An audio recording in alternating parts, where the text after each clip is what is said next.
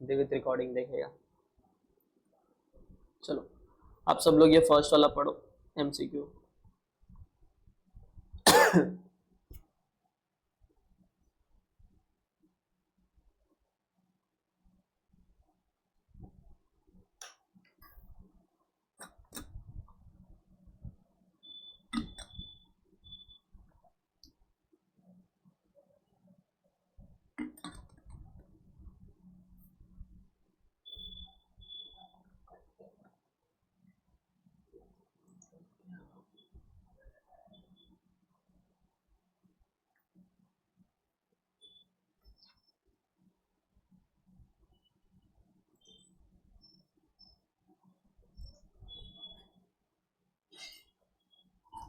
क्या है पहले का आंसर?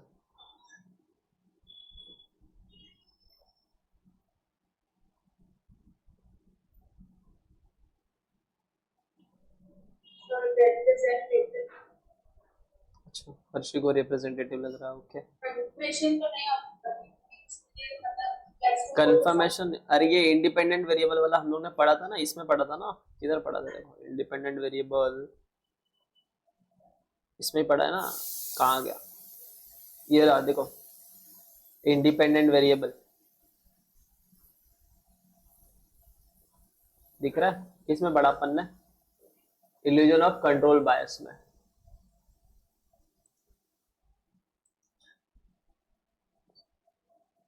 इसमें तो पढ़ा था कि अगर आपको कंट्रोल बायस को अगर दूर करना है then you can add the independent variables. Sorry, ठीक है। तो इसका आंसर होगा अपना ये वाला, illusion of control bias. An analyst continue to add independent variable to a forecasting model even when doing so does not improve its accuracy significantly. The analyst most likely to exhibit which? confirmation bias तो होगा नहीं, representative होगा नहीं, then illusion of control bias, क्योंकि control बायस के अंदर ही तो वो आ रहा था। उसने बोला था कि अगर इससे आपको दूर होना है तो आप इंडिपेंडेंट पे जाओ, वैसा इंडिपेंडेंट वेरिएबल ऐड करो। ठीक है, आप लोगों ने पोर्टर के 5 फोर्सेस पढ़े इससे पहले कभी? हाँ सर। चलो फिर तो ये इजी वे में जाएगा, फिर तेरे को समझाने की जरूरत नहीं पड़ेगी इतनी। Clear? Explain how the competitive position of a company based on a porters 5 forces analysis affect price and cost. तो यहाँ पे हम लोग जो भी बात पढ़ते थे प्राइस एंड कॉस्ट के बारे में बात करते थे, और ये पोर्टर के 5 फोर्सेस किसके बारे में बताता है? If you are a new company और you are a existing company, तो आपको खतरा क्या हो सकता है? कहाँ पे आपका प्राइस ज्यादा रख सकते हो, कहाँ पे आपका प्राइस कम करना पड़ेगा। तो it is basically the effect on prices and the cost. First one is on price, second one is on cost. now देखो, the competitive environment that firms operate in and how successful it is that environment are key in determining firm future financial results। तो ये बोल रहा है कि एक firm का successful किस पे डिपेंड करता है? फर्म के कॉम्पिटिटिव एनवायरनमेंट पे, कि उसको कितने लोगों से कंपटीशन करना है। अगर कंपटीशन करना ही नहीं है, जैसे इंडियन रेलवे, इससे कंपटीशन है नहीं, तो नो कॉम्पिटिटिव एनवायरनमेंट। यहाँ पे 5 फैक्टर के कुछ आने वाली नहीं। फिर एक होता है telecom industry, Jio, Vi and your Airtel. क्या इनको कंपटीशन करना है? यस। इन 3 लोगों को 3 पीपल से, विद इन 3 लोगों से कंपटीशन करना है। Airline industry, all this thing are nothing but the competition. तो ये बोला जितना कम कंपटीशन उतना ज्यादा प्राइस, उतना ज्यादा प्रॉफिट, जितना ज्यादा कंपटीशन उतना कम प्राइस, उतना कम profit. There are no formulas for or clear rules about how a firm's competitive environment affects its future revenue and cost. So there is nothing any formula. But a firm future competitive success is possibly the most important factor in its future revenue and profitability.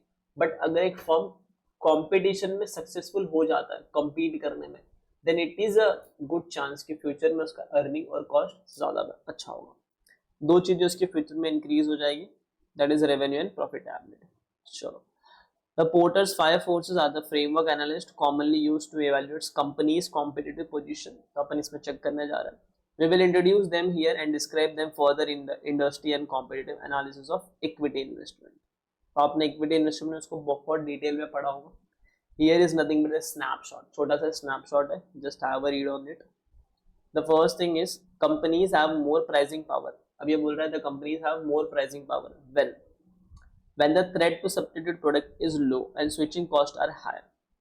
अब ये क्या बोल रहा है, the companies के पास pricing power ज्यादा होगा अगर उसका threat to substitute product, now what is a threat to substitute product is nothing but, simple ले लो ओला उबर जोमेटो स्विगी, ठीक है, ये सारे सब्स्टिट्यूट प्रोडक्ट है।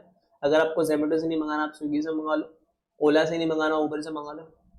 और इसका स्विचिंग कॉस्ट हाई है कि लो है, वेरी लो है, ऐप इंस्टॉल किया स्विच हो गया। तो ये बोल रहा है अगर उसका सब्स्टिट्यूट प्रोडक्ट बहुत कम अवेलेबल है, ठीक है, या फिर स्विचिंग कॉस्ट भी हाई है, जैसे इंडियन रेलवे का एग्जांपल ले लो, अगर इंडियन रेलवे के अलावा अगर किसी को कहीं और जाना वो जा ही नहीं सकता क्योंकि दूसरा कोई है ही नहीं, तो substitute product is very low and switching cost is very high also, switch भी नहीं कर सकते, कुछ है ही नहीं। बट अगर मैं 3 इंडस्ट्रीज की बात करूँ, telecom industry, Jio, Vi and all these thing, substitute product yes they are low but switching cost is very low. इसके लिए उनका प्राइस आप देखोगे ना, तीनों एक साथ मिलकर बढ़ाते हैं, तीनों एक साथ मिलकर, कम तो करते नहीं है, जब से तीनों मिल गए मिली भगत की तरह चलते रहते हैं, एक एक करके बढ़ाते हैं और सब साथ में ही बढ़ाते हैं, तो कुछ कम तो उधर होता नहीं। तो ये सिंपल सी बात कर रहा है, आप अपना जो प्राइस है वो हाई तभी रख सकते हो जब जो भी सब्स्टिट्यूट प्रोडक्ट है, सब्स्टिट्यूट प्रोडक्ट यानी सेम प्रोडक्ट मार्केट में अवेलेबल नहीं है वैसा, वो लो हो एंड जो आपका स्विचिंग कॉस्ट हो वो high. If this condition is meet you can keep the product price high. और अगर इसका वर्सा हो गया ना, वैसा वर्सा हो गया तो आप कुछ नहीं कर सकते, यानी आपका सब्स्टिट्यूट प्रोडक्ट बहुत ही ज्यादा है, बहुत सारे मार्केट में अवेलेबल है और स्विचिंग कॉस्ट भी लो है, तो आप समझ लेना लोग जाके उसको खरीद लेंगे। And they have less pricing power when goods substitute are और many become available and when it is less costly for customer to switch to those products। जैसे अगर आप क्लोथ्स इंडस्ट्री की बात करो तो बहुत सारे ब्रांड्स हैं, आप कोई भी ब्रांड्स पे जाके चीजें खरीद सकते हो, ठीक है। तो फर्स्ट पॉइंट इज क्लियर। हाँ, सबने पढ़ा हुआ है ना, इसके लिए मैं आगे बढ़ू क्या?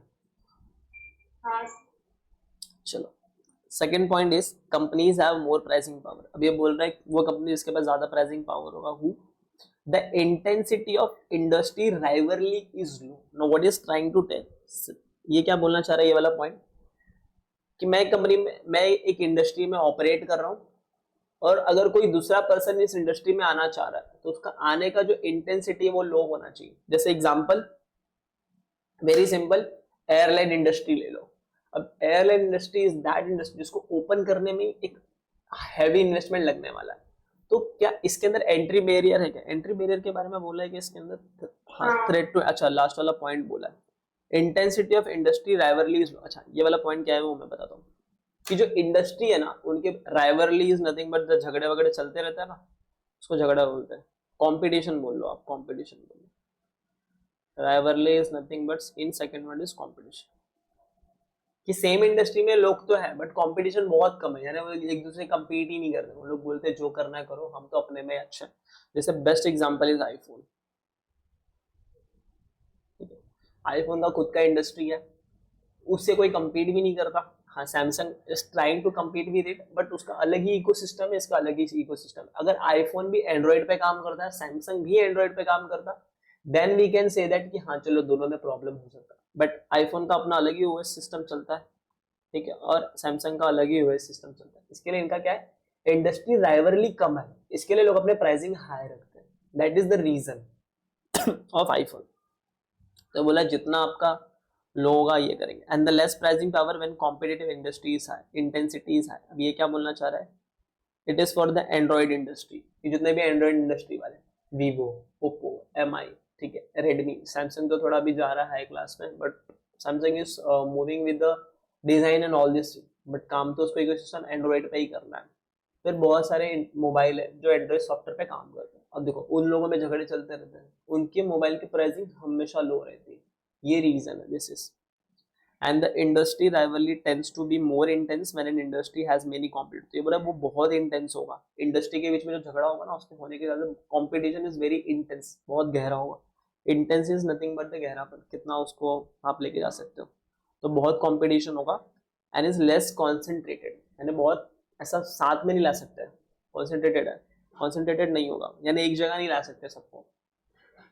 When fix cost and exit barrier are high, तो ये क्या बोल रहा है, अगर आपका फिक्स कॉस्ट और exit barrier high, what is the fix cost, मैंने बिजनेस चालू किया पर बहुत ज्यादा खर्चा है मेरा, fix cost, and exit barrier, exit barrier यानी मैं इंडस्ट्री को छोड़ के जा भी नहीं सकता फटाक से। देखो first one is exit barrier high, second one is exit barrier low. जहां पे एग्जिट बैरियर लो है, मैंने धंधा चालू किया नहीं चला छोड़ के चला गया, अच्छी बात। जहां पे एग्जिट बैरियर बहुत हाई, मैंने बहुत हैवी इन्वेस्टमेंट कर दिया, फिक्स कॉस्ट लगा लिया, अब मैं छोड़ के नहीं जा सकता क्योंकि मेरे को बहुत भारी लॉस हो जाएगा, तो वहां पे क्या करती है कंपनियां टिकती है।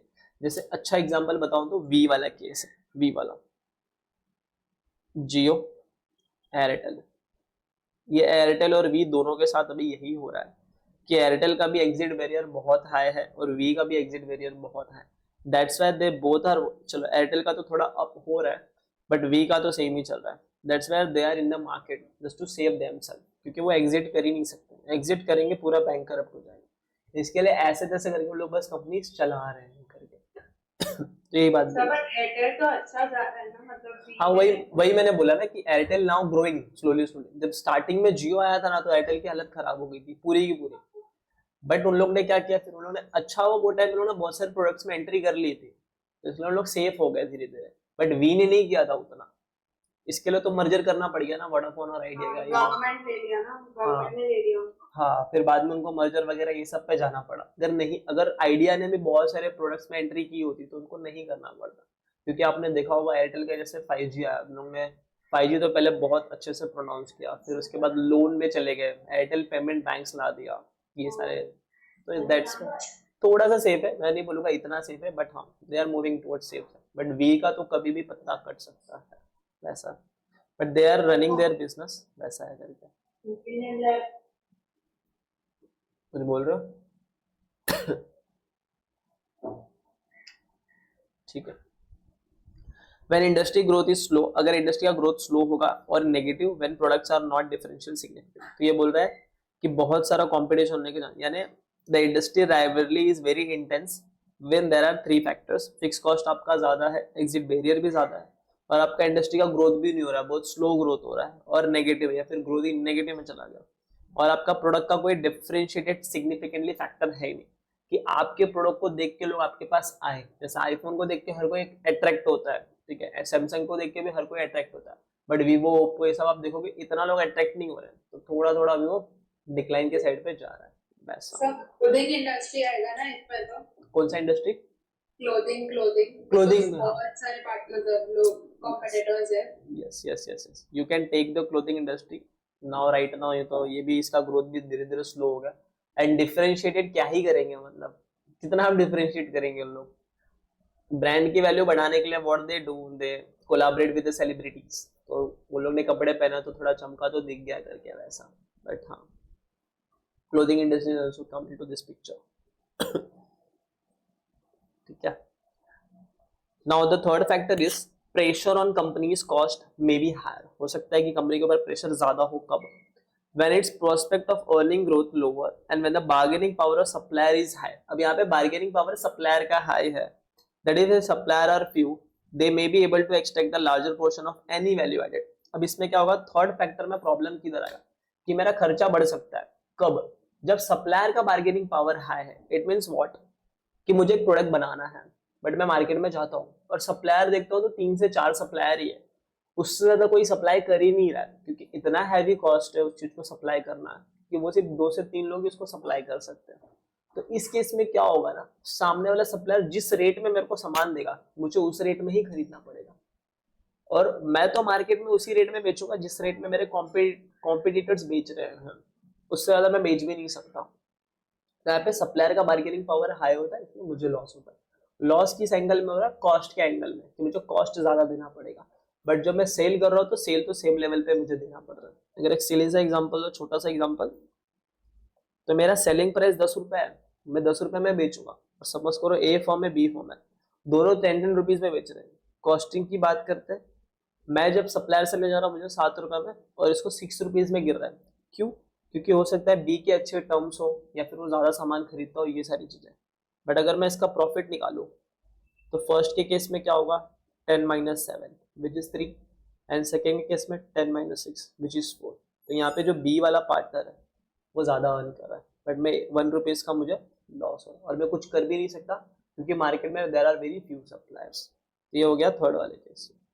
जैसे इसका बेस्ट एग्जांपल अगर मैं बोलूँ विंडोज के केस में आ जाता है। विंडोज हो गया, विंडोज कैसे करता है कि वो एक ही सप्लायर है, ठीक है, पूरे एमएस वर्ड में वही चलने वाला है जो भी है माइक्रोसॉफ्ट के विंडोज वाले सॉफ्टवेयर होता है। तो इसमें जो रीसेलर्स होते हैं ना वो फंस जाते हैं, ये विंडोज डायरेक्टली नहीं जाता कस्टमर के पास, उसके बीच में मीडियोकर्स होते हैं, लोग उनके थ्रू प्रोडक्ट सेल कराते हैं।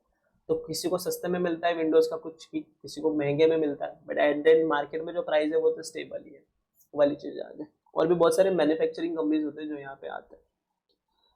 Moving with the fourth factor, companies have less pricing power when the bargaining power of customer is higher, and especially if a small number of customers are responsible for a large portion of firm sale or if switching costs are low। तो यहाँ पे लोग क्या बोल रहे हैं, fourth factor आपका आ जाता है कस्टमर के ऊपर। नाउ कस्टमर के हाथ में बार्गेनिंग पावर दे दी, कस्टमर आएगा बार्गेन करेगा और भारी बार्गेन करेगा और आपके पास कोई ऑप्शन ही नहीं है। क्यों ऑप्शन नहीं है? मार्केट सर, क्या बोल रहे हो? सब्जी मार्केट। सब्जी मार्केट सब्जी मार्केट, सब्जी मंडी हो गई। हाँ ये तो है, ही है। आते हैं कस्टमर लेके जाते हैं, आपसे नहीं लेके किसी और से ले लेंगे। तो यहाँ पे क्या स्विचिंग कॉस्ट भी लो है, नहीं दिया तो दूसरी वाले बगल वाले पे चले जाएंगे, रुक भी नहीं सकता बेचारा कि रुक जाओ रुक जाओ रुक जाओ करके, चले गया, ले लिया, खरीद लिया। तो सब्जी मार्केट सबसे भारी एग्जाम्पल है इसका। उसके बाद आता है आपका फिफ्थ वाला इस कंपनीज हैव मोर, बट इसमें एक बात याद रखना, सब्जी मार्केट में अलावा वो तो ठीक है, स्पेशली यहाँ पे प्रॉब्लम कब आता है ना कि अगर फॉर एग्जांपल समझो कि ये पूरा कंपनी का सेल है, ये पूरा सर्कल कंपनी का सेल है, उसमें से इतना हिस्सा और ये वाला जो पूरा हिस्सा ये एक कस्टमर ही खरीद के लेके जा रहा है। हो सकता है कि एक कस्टमर मतलब फॉर एग्जांपल 6 to 7 कस्टमर इतना पूरा 75% हिस्सा लोग खरीद रहे हैं और इतना हिस्सा खरीद रहे हैं 100 कस्टमर। अब चलो ये 100 कस्टमर गए तो मुझे कुछ प्रॉब्लम नहीं है, बट ये जो 75% का हिस्सा है, अगर ये 6 से 7 कस्टमर ही चले गए पूरा रेवेन्यू का लॉस हो जाता है। तो ये लोग भारी बार्गेन करके जा सकते हैं, ये लोग बोलेंगे देखो सबसे ज्यादा तो हम ही खरीदते हैं, चलो डिस्काउंट दो डिस्काउंट दो, ऐसा। तो ये बोल रहा है कि specially if customer are responsible for a large portion of firm sale और if switching cost are low, उनके लिए स्विच करना थोड़ी कम है, जाएंगे दूसरे के पास स्विच हो जाएंगे, वैसा। Moving with the fifth example, the companies have more pricing power and better prospect for earning growth when the threat to new entrants is low। तो बोला ज्यादा कमा सकते हैं अगर threat to new entrant low है। और इसके अंदर right now जो एग्जाम्पल चल रहे हैं, one is the airline industry, second one is the telecom industry। These two are right now very booming thing करके कि यहाँ पे अगर आपको न्यू एंट्री लेने जाना है तो बहुत रेयर है, जल्दी नहीं मिलता क्योंकि इतना हैवी फिक्स कॉस्ट आ जाता है कि लोग पहले आउट हो जाते हैं। And the significant barrier to entry into an industry make it possible for existing companies to sustain economic profit over time. और जो एग्जिस्टिंग है वो अच्छा खासा अर्न करते हैं। अब आने वाले टाइम पे जैसे जियो और एयरटेल और वी के रेट और बढ़ेंगे धीरे धीरे, हम कुछ कर भी नहीं सकते, we need to take the services of them, पर लेना पड़ेगा वैसा। अच्छा स्ट्रेटेजी है ना, पहले 2 GB देते हैं, आदत लगाते हैं, फिर उसके बाद मस्त कमाते हैं।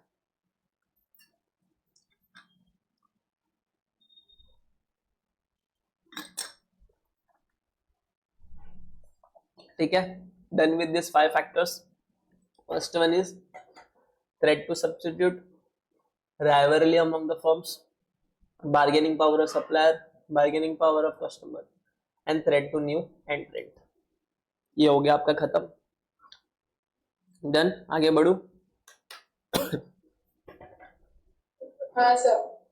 चलो, अब जो हम लोग पढ़ने जा रहे हैं ना, ये पढ़ने के बाद एक है प्रैक्टिकल क्वेश्चंस, ठीक है। दिस 3 प्रैक्टिकल क्वेश्चंस है, वो करना है और अब सॉल्व करेंगे हम लोग। इजी क्वेश्चंस है और ये हम लोग ने पहले भी किए हुए हैं, एक मैं करूंगा, बाकी धीरे धीरे आप लोग भी करोगे साथ में, डोंट वरी।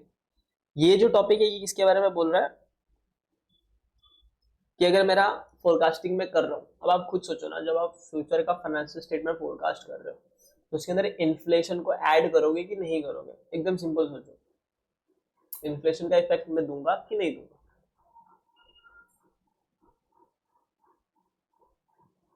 सर क्या बोला आपने? मैं फ्यूचर का फाइनेंशियल स्टेटमेंट बना रहा हूँ, ठीक है। मैंने अमाउंट लिखा कि मेरा रेवेन्यू 10% से ग्रोथ हो रहा है, ये इतने परसेंट से ग्रोथ हो रहा है, तो उसके अंदर मैं इन्फ्लेशन का इफेक्ट दूंगा कि नहीं दूंगा? देंगे सर, बिकॉज फ्यूचर में होगा ही। और दोनों साइड पे देंगे, सेल साइड पे भी देंगे, कॉस्ट साइड पे भी देंगे, है ना। हाँ। हाँ, तो बस इसके अंदर अभी वही बातें कर रहा है, ये लोग वही बारी बातें कर रहे हैं कि अगर फ्यूचर में प्राइस बढ़ा तो हम लोग कैसे क्या करें, अगर कॉस्टिंग बढ़ी तो उसको कैसे मैनेज करें, ये सारी चीजों पे बात करते हैं। देखो, explain how to forecast industry and company sales and cost when they are subject to price inflation and deflation। तो अगर या तो प्राइस उसकी इन्फ्लेट होगी या तो डिफ्लेट होगी, और डिफ्लेशन प्राइस कम होगा। देखो, input cost can be significantly in many industry. सबसे पहले उन्होंने बात किया इनपुट कॉस्ट।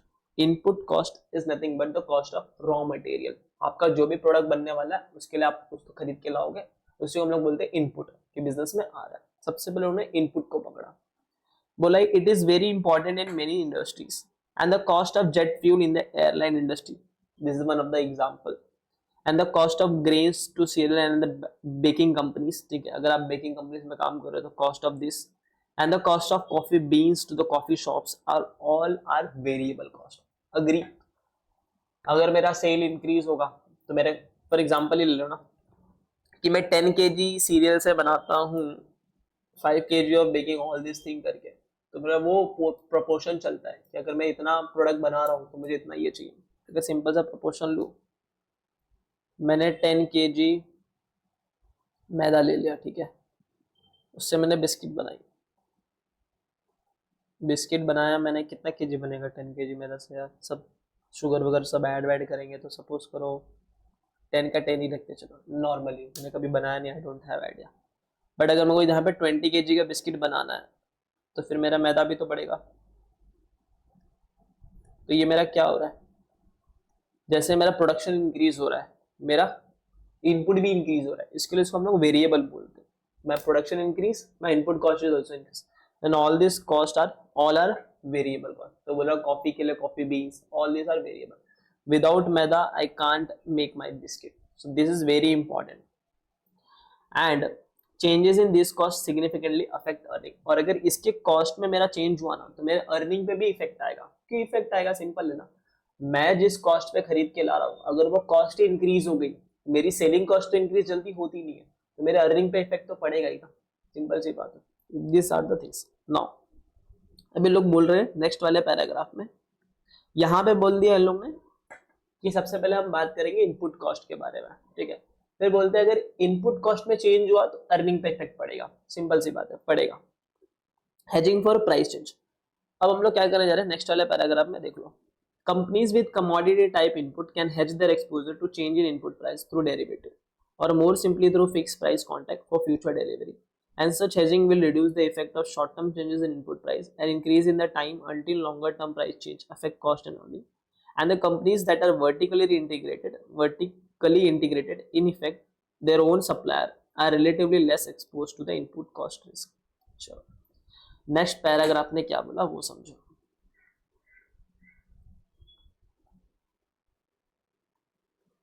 ये बोलता है it is your company and suppose करो कि आपकी कंपनी कॉफी बना के बेचती है, ठीक है। आपने भी जैसे नेस्कैफे होता है, जैसे आपने भी कुछ कैफे खोल लिया, अच्छा बिजनेस है, उसके लिए आप लेके आ गए coffee bean. Now you have a fear किस बात का, कि ये जो कॉफी बीन है, इस कॉफी बीन का प्राइस इंक्रीज नहीं होना चाहिए, यानी एक लेवल तो आपको पता चलेगा बट एक लेवल से इंक्रीज नहीं होना चाहिए। तो इस चीज को मिटिगेट करने के लिए, टू मिटिगेट दिस, और आई कैन से हेज करने के लिए, यानी रिस्क से बचने के लिए, what you can do two things. Either आप एक डेरिवेटिव कॉन्ट्रैक्ट में चल जाओ, और या तो आप एक फिक्स प्राइस कॉन्ट्रैक्ट कर लो, कि जो भी आपका सप्लायर था आप उस सप्लायर के पास जाओ और बोल दो अगले 5 years तक, फ्रॉम नेक्स्ट 5 years तक I will by this coffee beans with this rate करके। या तो you can enter with a derivative contract. अब ये डेरिवेटिव कॉन्ट्रैक्ट कहाँ पे काम होता है, कमोडिटी मार्केट में। चलो व्हाट इज डेरिवेटिव, पूरा अलग से इसका एक सब्जेक्ट ही है, बट इन अ नटशेल में आपको डेरिवेटिव का मीनिंग समझा देता हूँ। सपोज करो कि कम, और हर एक चीज का डेरिवेटिव मार्केट होता है, ठीक है। अभी काम कैसे करता है वो मैं आपको बताता हूँ। कि आपको चाहिए कॉफी बीन, ठीक है, आपको क्या चाहिए, कॉफी बीन। आप एक सेलर के पास जाते हो और उस सेलर से कॉन्ट्रैक्ट करते हो, और उस कॉन्ट्रैक्ट में सब लिख देते हो अपने टर्म्स एंड कंडीशन, कि मैं इस दिन पे आऊंगा, ये डेरिवेटिव ये कमोडिटी मैं इतने पे खरीद के लेके जाऊंगा। Fix price contract is different, ठीक है, डेरिवेटिव इज डिफरेंट। इसमें भी कॉन्ट्रैक्ट होता है, दोनों में कॉन्ट्रैक्ट होता है, बट यहाँ पे थोड़ा अलग होता है, यहाँ पे अलग होता है, वो बताता हूँ। अब ये जो सेलर होता है ना, this seller is not any particular person, it is a stock exchange. Stock exchange बोल लो, अगर आप कमोडिटी मार्केट में जा रहे हो तो इट इज कमोडिटी एक्सचेंज। अगर आपने एनसीडीएक्स, कमोडिटी मार्केट ये सब सुना होगा, तो ये सारे ना कमोडिटी एक्सचेंज के मार्केट होते हैं। तो आप क्या करते हो, एज अ पर्सन आप जाते हो कमोडिटी एक्सचेंज के पास, और कमोडिटी एक्सचेंज के पास होता है आपका कॉन्ट्रैक्ट, और आप उसको बोलते हो कि 3 months later on I will come and I will by this coffee beans, ठीक है। 2 कॉन्ट्रैक्ट होता है इसमें भी, थोड़ा सा बता देता हूँ। एक होता है ग्रॉस सेटलमेंट, एक होता है नेट। ग्रॉस सेटलमेंट मतलब आप कॉफी लेके ही जाओगे, देखो मुझे कॉफी चाहिए, कॉफी दे दो मुझे, और कुछ नहीं। नेट सेटलमेंट मतलब जो भी प्राइस का डिफरेंस आएगा वो सामने वाली स्टॉक एक्सचेंज आपको जेब में दे देगी और बोलेगी ये प्राइस का डिफरेंस मैं आपको दे रही हूँ, प्रॉफिट एंड लॉस, अब जाके आप मार्केट से खरीद लो, जितना आपने कॉन्ट्रैक्ट तय किया था उतने में ही मिलेगा, बट जाके मार्केट से खरीद लेना, ठीक है। जो भी एक्स्ट्रा पैसा आपको लॉस हो रहा था ना प्राइस बढ़ने की वजह से, वो मैं आपको दे दूंगी। स्टॉक एक्सचेंज ऐसा बोल देता है। यहाँ तक चीजें समझी क्या, तो मैं आगे बोलूँ कि यहाँ तक घूम गया सब।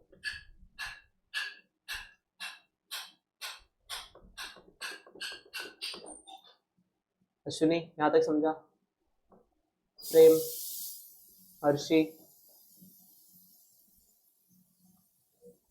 अश्विनी को समझा, हाँ सर। हर्षी,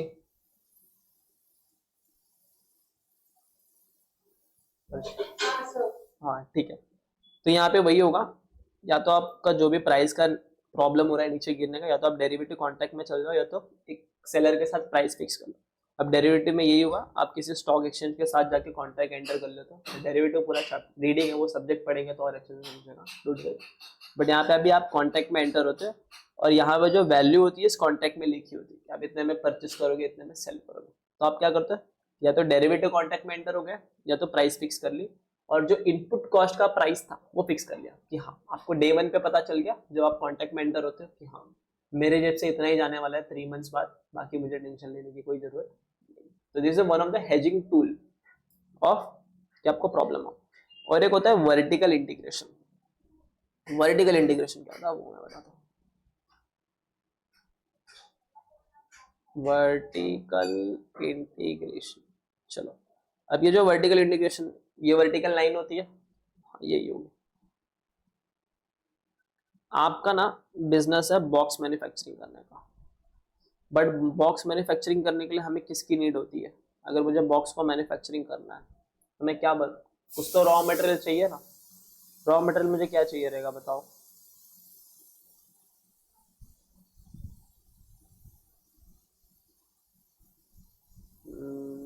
मेट्रो को दूसरा क्या ले सकते हैं? बिस्किट का ही लेते हैं चलो, बट बिस्किट में तो रॉ, हाँ चलो बिस्किट ही लेते हैं। मुझे बिस्किट मैन्युफैक्चरिंग करनी है, ठीक है, कुछ नया रिच वाली बिस्किट मैन्युफैक्चरिंग करेंगे, अच्छा एकदम क्वालिटी का बेचेंगे अच्छा खासा। तो उसके लिए मुझे रॉ मटेरियल चाहिए होगा। रॉ मटेरियल में क्या क्या आएगा? व्हीट ग्रेन, अगर आप गेहूं का बिस्किट बना रहे हो तो, ठीक है, शुगर, फिर वाटर, फिर फ्लेवर्स, फिर क्रीम्स, ठीक है। So these are the raw material which you want to form और मेक अ बिस्किट और the this thing like this. अब ये वाली जो कंपनी है ये ए लिमिटेड की है, और ये जो ऊपर वाली कंपनी है ना वो भी ए लिमिटेड की है, यानी दोनों के दोनों किसकी है? सेम की है। और ये वर्टिकल इंटीग्रेशन है। वर्टिकल इंटीग्रेशन में बेसिकली क्या होता है कि एक रॉ मटेरियल की अलग से कंपनी खोल देते हैं और बोलते हैं यहीं से रॉ मटेरियल जाएगा दूसरे कंपनी में और बिस्किट बन जाएगा। यानी सब काम इंटरनली चल रहा है। तो आपने क्या कर लिया, या तो दूसरा केस ऐसा हो सकता है कि ए लिमिटेड की कंपनी थी जो पहले बाहर से सामान खरीदती थी, और जिस बाहर से सामान खरीदती थी ना वो ये वाली कंपनी थी, दूसरी कंपनी। तो इसने क्या कर दिया, इस कंपनी को जाके इस कंपनी को खरीद लिया और एक वर्टिकल इंटीग्रेशन कर दिया कि यहाँ पे रॉ मटेरियल आएगा, रॉ मटेरियल से फिर ये वाली कंपनी में जाके बिस्किट बनेगा। तो मुझे बताओ यहाँ पे जो प्राइस फ्लक्चुएट होने के चांसेस है वो थोड़े कम है ना, कि इनपुट की जो कॉस्ट आएगा यहाँ से लेके यहाँ तक आने का, वो रिस्क थोड़ा कम हो गया ना मेरा, क्योंकि यहाँ से यहाँ तक जो आएगा और जो प्राइस में इंक्रीज होगा इन सारे प्रोडक्ट का वो थोड़ा लेस हो गया ना, एज कंपेयर टू अगर मैं प्रोडक्ट बाहर से खरीदता तो मुझे थोड़ा ज़्यादा महंगा मिलता, बट ये तो मेरे खुद के कंपनी से ही प्रोडक्ट आ रहा है, तो यहाँ पे तो मुझे प्राइस थोड़ा कम में मिलेगा ना। बताओ मिलेगा कि नहीं मिलेगा?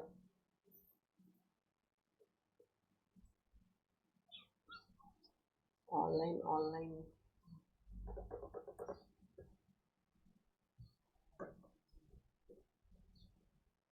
ये कहा गए सब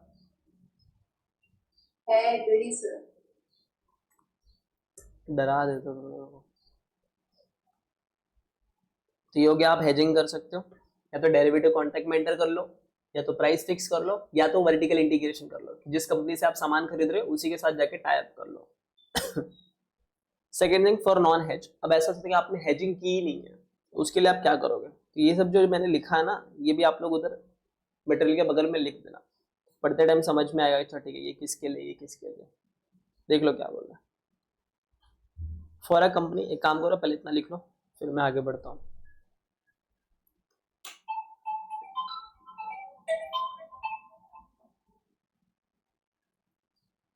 हेलो, हाँ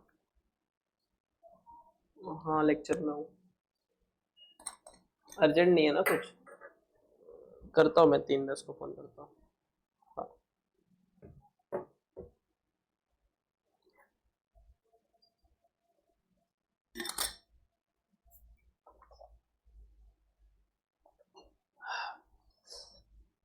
ये आज गरबा खेलने कौन कौन जा रहा है?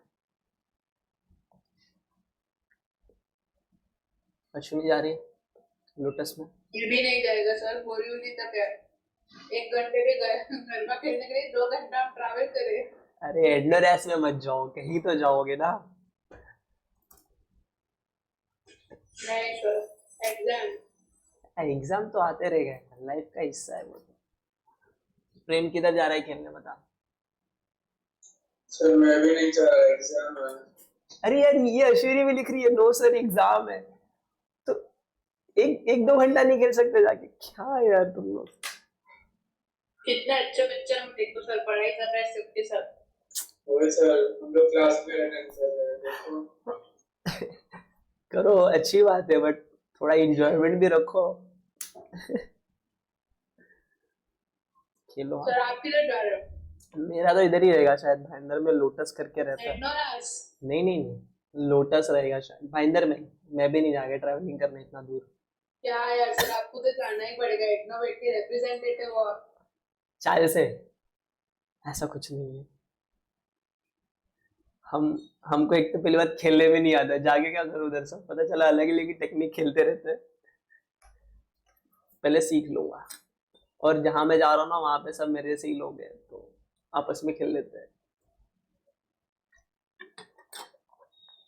चलो आगे बढ़ते हैं, बट टाइम मिले तो खेल लेना, बाकी आगे बढ़ते हैं।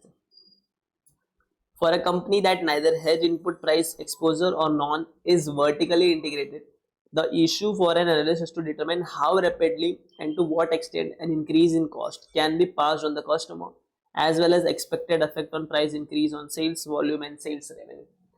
तो अगर आप एक एनालिस्ट हो और कंपनी ने इनपुट कॉस्ट के लिए कुछ भी हेजिंग नहीं है, यानी ना उसने डेरिवेटिव कॉन्ट्रैक्ट लिया है, ना वर्टिकल इंटीग्रेशन, कुछ नहीं किया, तो यहाँ पे एनालिस्ट का काम बढ़ जाता है। क्या काम बढ़ता है? उसको ये चेक करना है कि कितना जल्दी मेरा इनपुट कॉस्ट इंक्रीज होगा। अगर कम होगा तो ठीक है, लेकिन अगर इंक्रीज होगा तो उसको फोरकास्टिंग में इनपुट कॉस्ट बढ़ाना पड़ेगा ना, जो कॉस्ट ऑफ गुड्स सोल्ड है वो भी तो इंक्रीज करना पड़ेगा। और अगर नहीं हो रहा है तो ठीक है, बट अगर बहुत रैपिडली हो रहा है तो कितना जल्दी मेरा जो कॉस्ट इंक्रीज हो रहा है इनपुट के अंदर, फॉर एग्जाम्पल मेरा 2 रुपीज से कॉस्ट बढ़ गया, वो कितना जल्दी सामने वाले कस्टमर से मैं कलेक्ट कर रहा हूँ, वो भी चेक करना पड़ेगा कि मेरा सेलिंग प्राइस बढ़ा रहा हूँ कि नहीं बढ़ा रहा हूँ। पता चला मेरा पहले cost of goods sold 5 rupees से 7 हो गया और मेरी सेलिंग प्राइस 10 ही थी, ये 2 साल तक चला, बट क्या मैं 10 से 12 कब कर रहा हूँ, तो रिकवर कब हो रहा है, वो एज एन एनालिस्ट को चेक करना पड़ेगा। ठीक है, this is for the non hedge. Moving ahead, monitoring production cost. या तो आप क्या कर सकते हो, प्रोडक्शन का कॉस्ट मॉनिटर कर लो, कैसे करेंगे वो देख लो। An analyst should monitor a company's production cost by product category and the geographic location. ये सारी चीजों की वजह से वो मॉनिटर कर सकता है।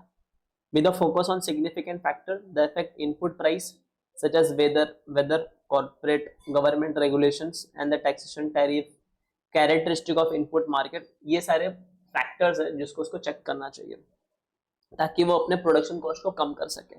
And it may be that the firm can reduce the impact on increase in input price by switching to a substitute unit. और अगर उसको लग रहा है कि नहीं ये सप्लायर से ले रहे बहुत महंगा दे रहा है, चलो स्विच कर लो दूसरे पे जहाँ पे हम लोग को थोड़ा लेस कॉस्ट में मिल जाए। For example rising oil price may lead to power generation firm to switch from oil to natural gas. अब जैसे जैसे देखो ना पेट्रोल का रेट बढ़ा तो लोग किस पे जा रहे हैं, सीएनजी पे जा रहे हैं ना। पहले रिक्शा वाले पेट्रोल पे चलाते थे, 40 की माइलेज मिलती थी, फिर उन लोग सीएनजी पे आ गए, 70 पे आ गए। उसी तरह कार के बिजनेस में भी ऐसे होता है, पहले कार विदाउट सीएनजी आता था तो लोगों का पेट्रोल एंड डीजल कॉस्ट ज्यादा जाता था। सॉरी, डीजल तो कार में नहीं आता, पेट्रोल में आता, अरे उसमें आता है, ट्रक्स में आता है। तो पहले पेट्रोल का कॉस्ट कार में ज्यादा लगता था, दे स्विच टू सीएनजी, और सीएनजी माइलेज अच्छा देता है। तो लोग ने वही बताया कि अगर इनपुट का प्राइस बढ़ा तो स्विचिंग कर लो। ठीक है, आगे बढ़ो, प्राइसिंग के पास चलूं, यहाँ तक लिख लो। ये पैराग्राफ नॉन एज के लिए है और ये पैराग्राफ मॉनिटरिंग प्रोडक्शन कॉस्ट के लिए। फिर आगे बढ़ता हूँ।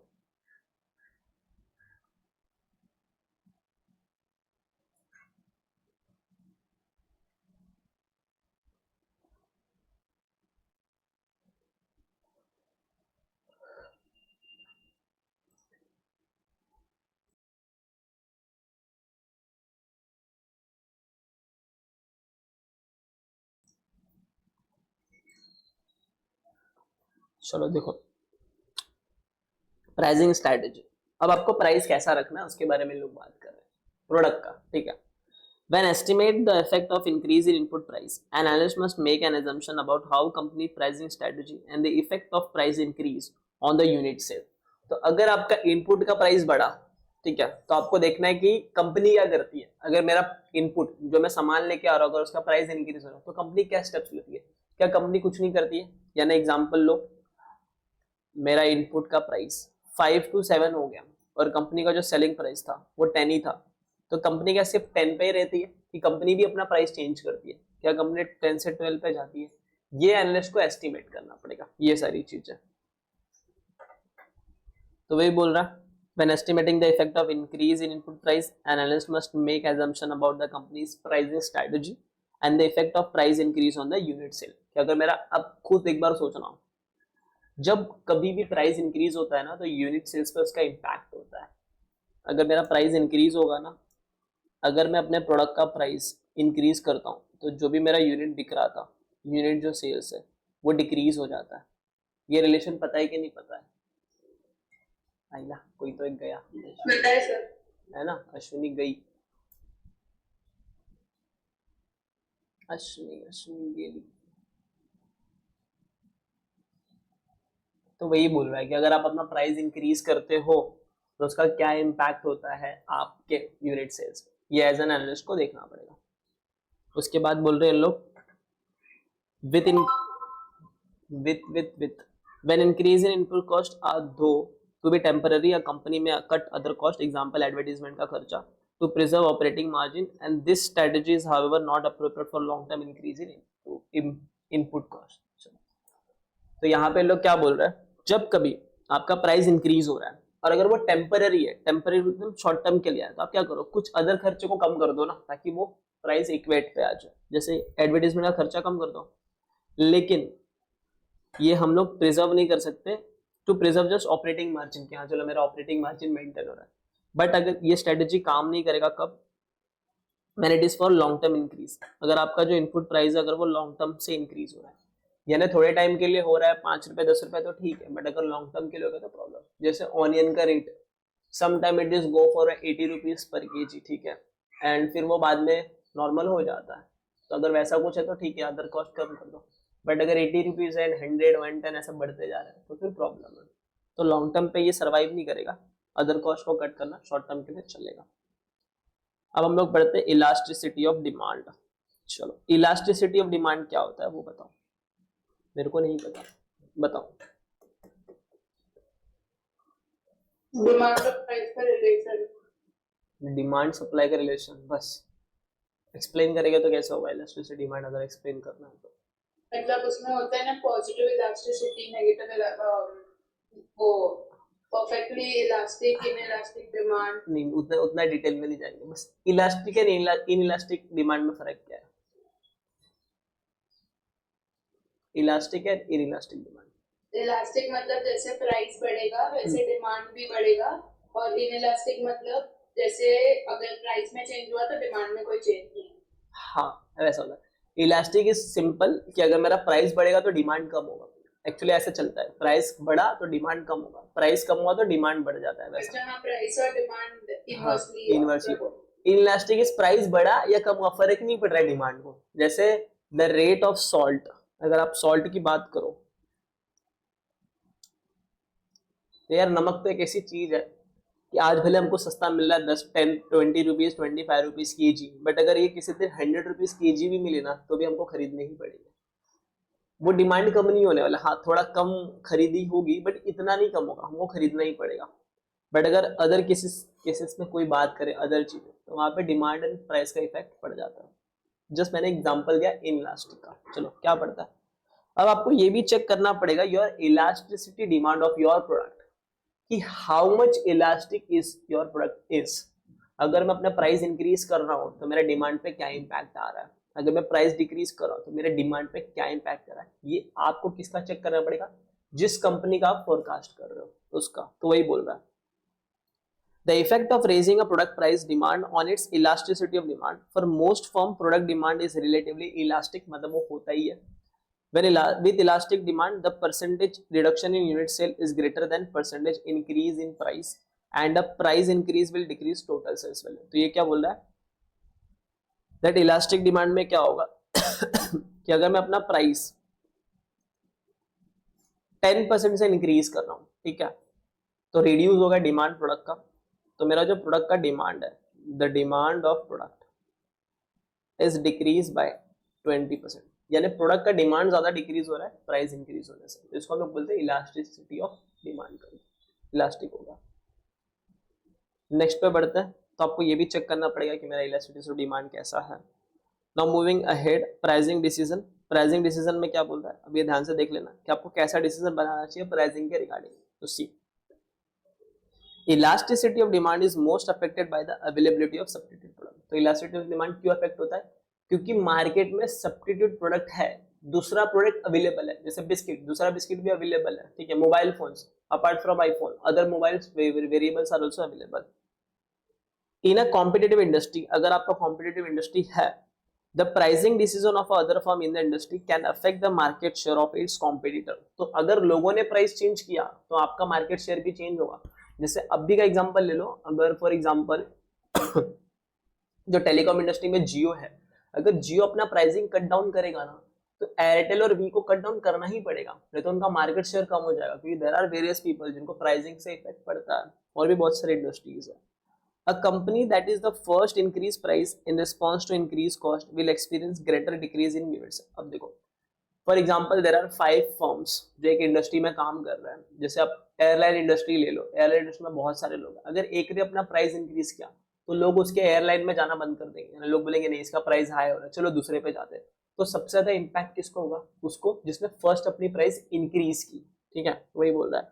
A company that is first increase price in response to increased cost will experience a greater decrease in units। उसको सबसे ज्यादा उसकी यूनिट कम होगी, rather than a company that increase price after other firm have already done so। और सबसे last में जो price increase करेगा ना उसको कम इफेक्ट मिलेगा, ऐसा।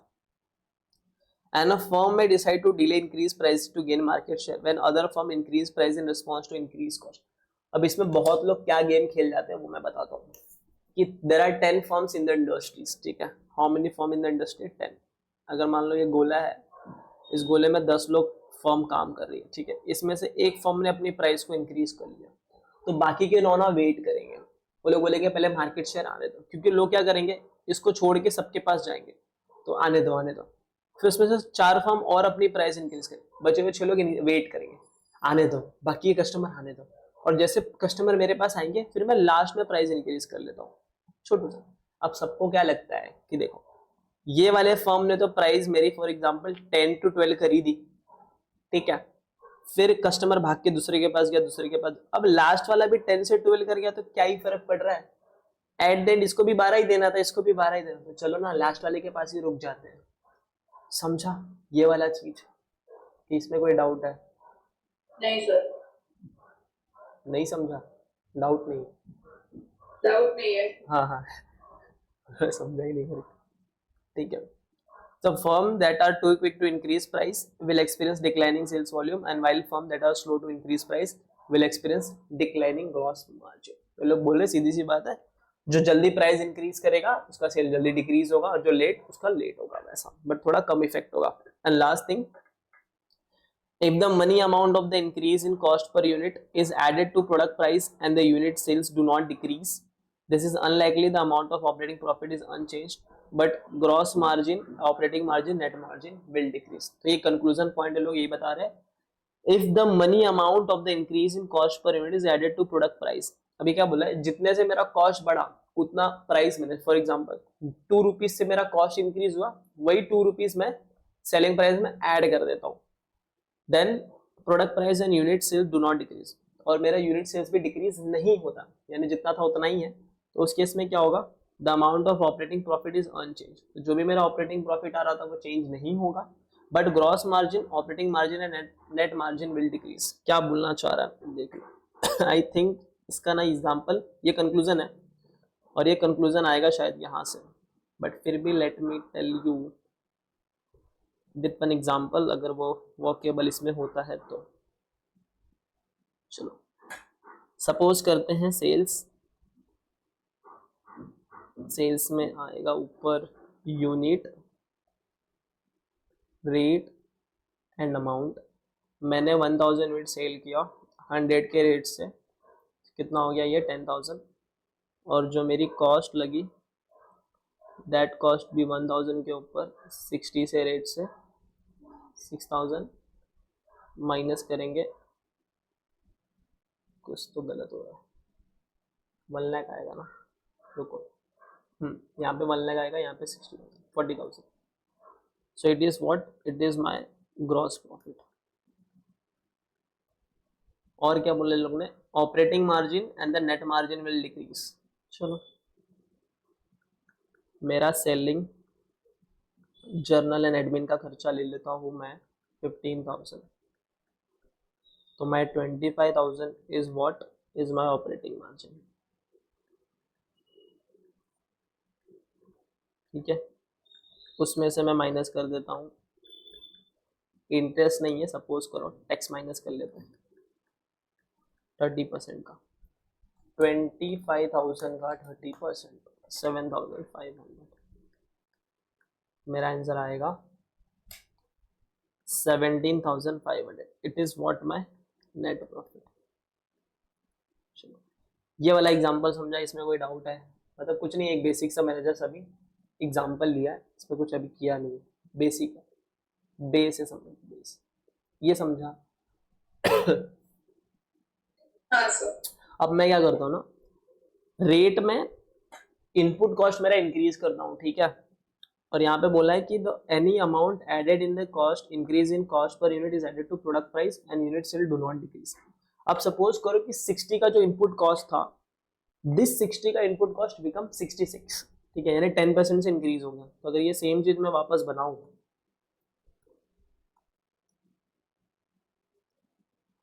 ये मेरा हो जाएगा 66, और ये जो मेरा प्राइस इंक्रीज हुआ ना 6 रुपीज का, उसको मैं सेलिंग प्राइस में ऐड कर देता हूँ, तो यहाँ पे क्या बन जाएगा मेरा 106। तो फिर मैं इसको सॉल्व करूंगा,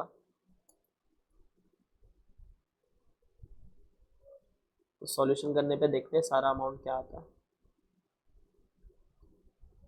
SGN है तो सेम ही रहेगा, फर्स्ट वन वाला मेरा हो जाएगा 1,06,000 थिंक। पहला हो गया 1,06,000, उसके बाद ये हो जाएगा 66,000, 1,000 multiply by 106 and 1,000 multiply by 66, 106, 40,000 same आया, और यहाँ पे 25,000, फिर टैक्स भी तो सेम ही लगा, डिक्रीज क्या हुआ फिर इसमें?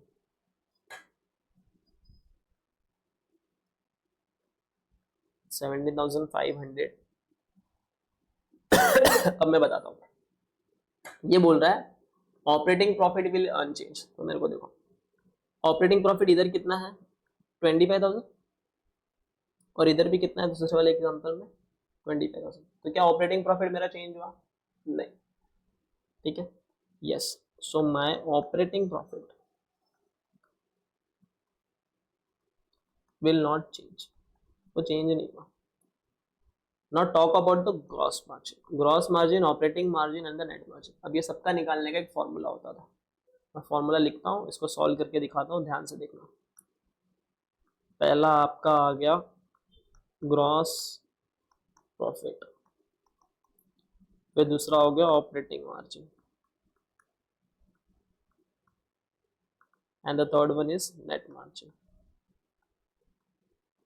What is the formula? इसका फॉर्मूला होता था GP upon sales multiply by 100। इसका होगा operating margin upon sales multiply by 100, and इसका होगा net margin upon sales multiply by 100। ठीक है, ये फॉर्मूला हम लोग ने यहाँ तक किया था। अब देखो आगे बढ़ते, जस्ट वैल्यूज पुट अप करेंगे बिफोर चेंज,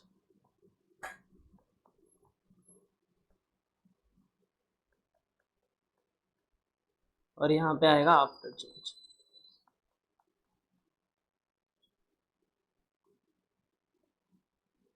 बिफोर चेंज में सेल्स लिख देते सबका पहले, द सेल्स इज, सेल्स देख लो, पहले वाले केस में सेल कितना सबका 1 लाख रुपीज, तो सबका 1 लाख सेल लिख लो, 1 लाख, 1 लाख, मल्टीप्लाई बाय 100 करेंगे तो परसेंटेज में आंसर आ जाएगा। इसका भी सेल्स लिख लेते हैं,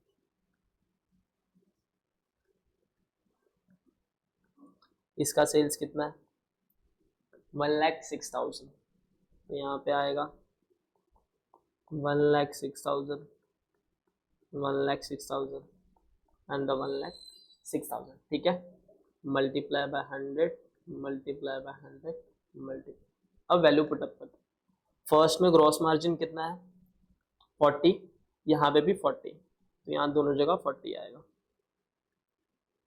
40,000, 40,000। सेकेंड वाले में operating margin, my operating margin is 25 and the net profit is 70,500, तो यहाँ पे 25, यहाँ पे भी 25, 17,500, 17,500। अब इसको सॉल्व करोगे ना इसका आंसर आएगा 40%, और इसका आंसर आएगा 37.74%।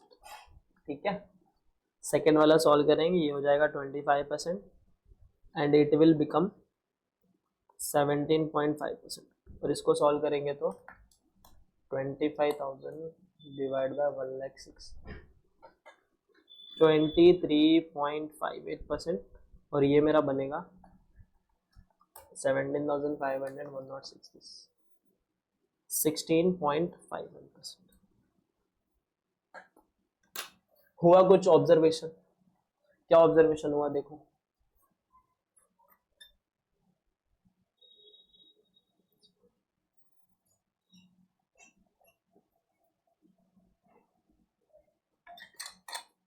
चेंज के पहले सब मार्जिन्स हाई थे एज कंपेयर टू चेंज के बाद।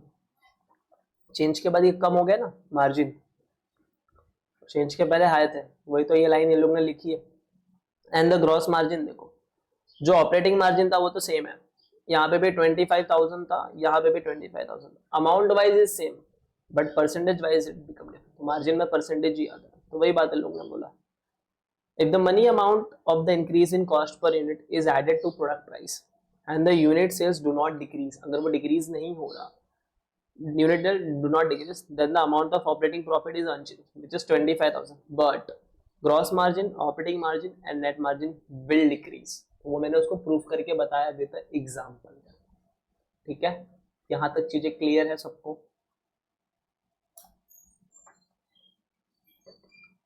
क्लियर है? चलो एक काम करो, अभी अपने को ये सॉल्व करना है, 5 मिनट का छोटा सा ब्रेक लो, फिर और 2-5 को आ जाना, ठीक है सब लोग? हाँ हाँ, ये करते हैं आगे का।